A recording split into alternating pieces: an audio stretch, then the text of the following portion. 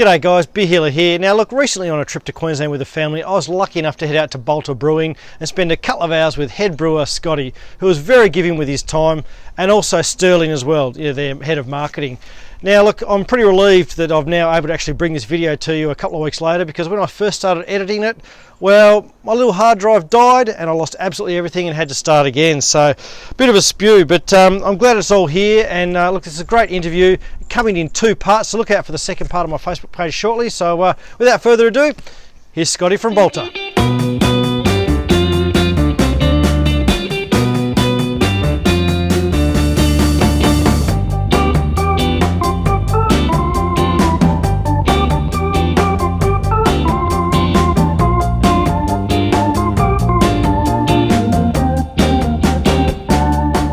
G'day guys, Beer Healer here, and we're at Balter Brewing today to have a bit of a chat with Scott about all things beer. So mate, thanks very much for joining us today. We've poured a couple of beers to have a bit of a chat.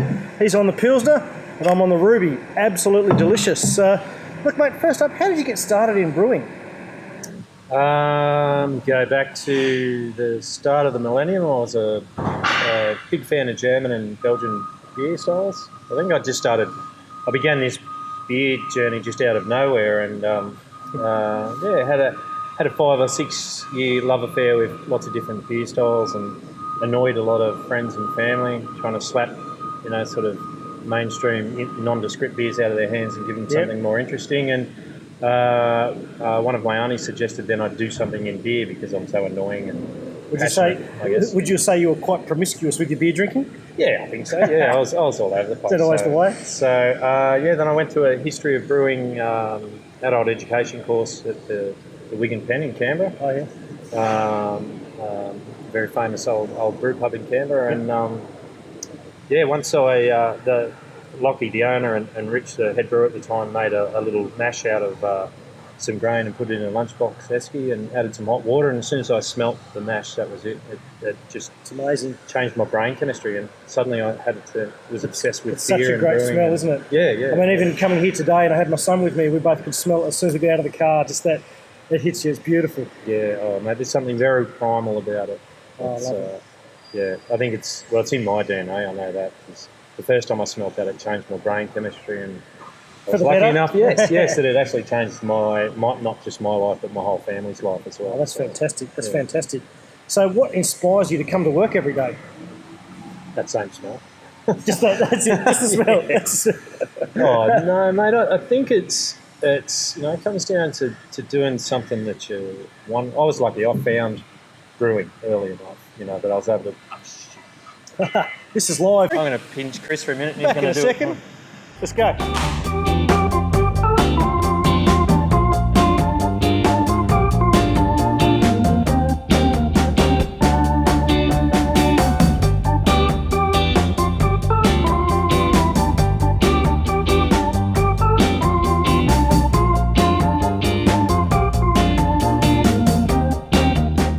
So back from putting the Worthlock tablets into the brew back there, as I said, we're live here today. He's good. Messing around, so we'll get back to the interview now, I suppose. We will get interrupted again soon, but that's okay, don't worry about it.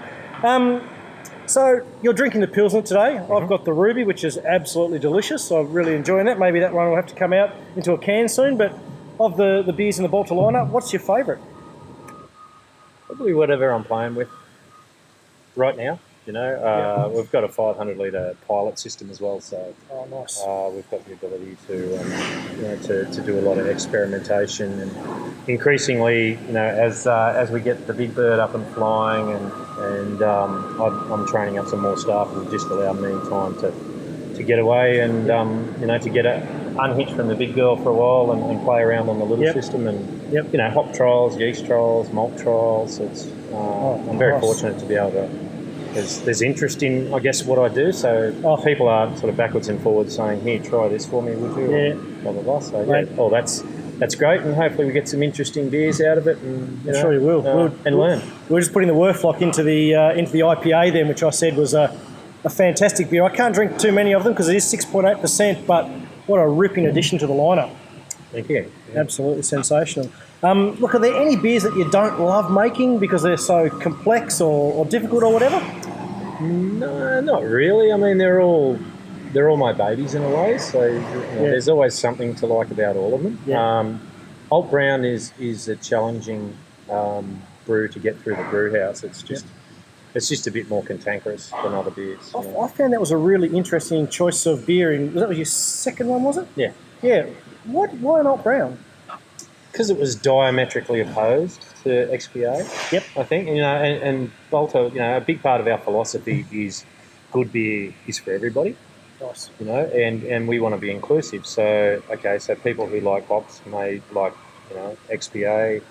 What about folks that don't like hops so much, So we sort of thought about that fairly early on. I've got this sort of mental-eyed concept of a beer compass, if you like, and I like to sort of skate from one point on the compass to another, and just keep filling out the whole 360 degrees over time, So, I mean, from the Alt Brown, then we went back over to Pilsner, which again was a style of beer that maybe a bit maligned. Yeah, you wouldn't call it one of the cool kids in brewing these days, would you really? No, unless you're a brewer, and brewers know how hard they are to make, and that's why the appreciation is there.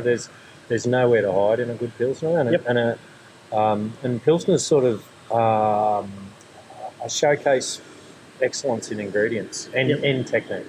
So if you've got great ingredients, you've got great malt, great hops, great water, and nice healthy yeast strains, and you can cobble that together with a half decent brewing philosophy and technique, then you should get a nice beer out of it. At the end of the day, which again you go to all that trouble and people go, it's just a Pilsner, because they don't understand. No, yeah, exactly. No. And you take it to the other end of the scale, and the most recent craze, the New England IPA.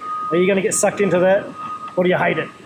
Oh, bit of both, actually. It's an interesting one. I've had a couple of really good ones where I get what the idea is, and I've had a lot of very ordinary ones, which is the symptom of, jumping on that bandwagon, that Me Too-ism. And that's why I'm fairly stubborn like that. We didn't do our IPA for the first year or something like that. And same with these sorts of beers. Is that if you're brewing a beer just because it's in right now, I don't know if that's a good enough reason to do it. Yeah, fair enough. There may well be already someone who's discovered it and done it better than you're going to anyway. So maybe some things you should pass on, but never say never. Yeah, I could do it just to scratch that itch sometimes. Yeah, but you don't really see it in here. So. Yeah, fair enough. I see you've got a saison here. What about like a fruit infused beer for the summer, perhaps?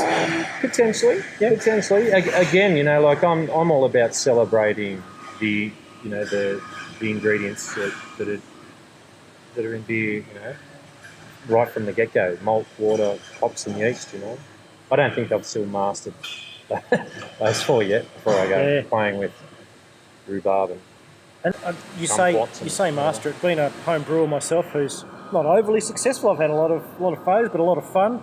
I think I finally made a beer that I would actually pay money for, which I think is a big tick for me. Awesome, but people often just jump into home brew and think, this is going to be really easy, but there's so much science behind it. It actually is quite difficult to master the art of brewing, isn't it? Mm. Yeah, I think it comes down to why you're doing it. If it's about cheap booze, then it's not so cheap when you consider all the time you put into it, or you're supposed to put in it. And if you actually not put that much time into it, then there's a good chance that it might have been a better option just to go down the shop and buy something. If you're genuinely interested in it though, and you're fascinated by the whole process, like I always was, then it is very scientific, but there's also something really magical about it, and that's what sort of drew me in. How could this art, that's been with human civilization for a long time be almost like hidden away? Like I didn't really know anything about brewing until I started, and it was just an amazing sort of couple of years of discovery. That first probably 2 years of brewing, and I sort of went along in leaps and bounds, and as my understanding of the whole process and ingredients and philosophy and everything got better, then so did the beers. It was good to see actual improvement, Yeah, nice. That's a big part. So have you got any tips for home brewers that might want to, take that next step up and really get into this for real?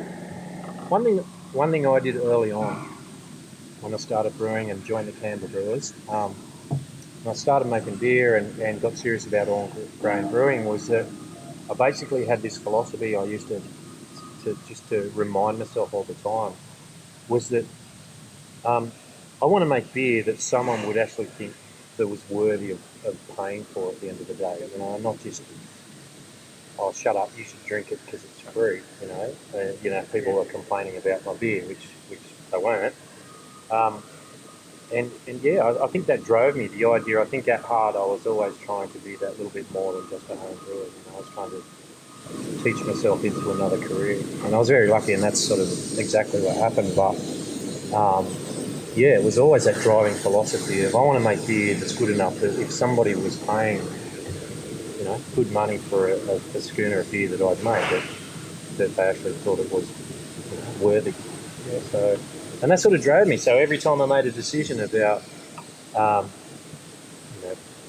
cleanliness and good process and using great ingredients and doing all those sorts of things, all came back to, will this make beer that someone would pay for, or someone that would be, happy to put the plonk down their hard earned. And yeah, I think that that drove a lot of how I thought about that sort of stuff. Yeah, nice. Balter IPA on Palm Beach this afternoon. Had a ripping time at the brewery, the Savo. Many thanks to Scotty for giving up his time. He was very generous. So generous, in fact, I've had to make 2 parts to this video. So look out for part 2 coming soon on my Facebook page. Hopefully you'll enjoy that as much as the first part, where we'll talk more about Balter Brewing, Scotty's journey, home brewers, and a whole lot of other great stuff. I had a ripping time. Hopefully you enjoyed it. But until we talk again on part 2 of the Balter Brewery visit, cheers to great beers.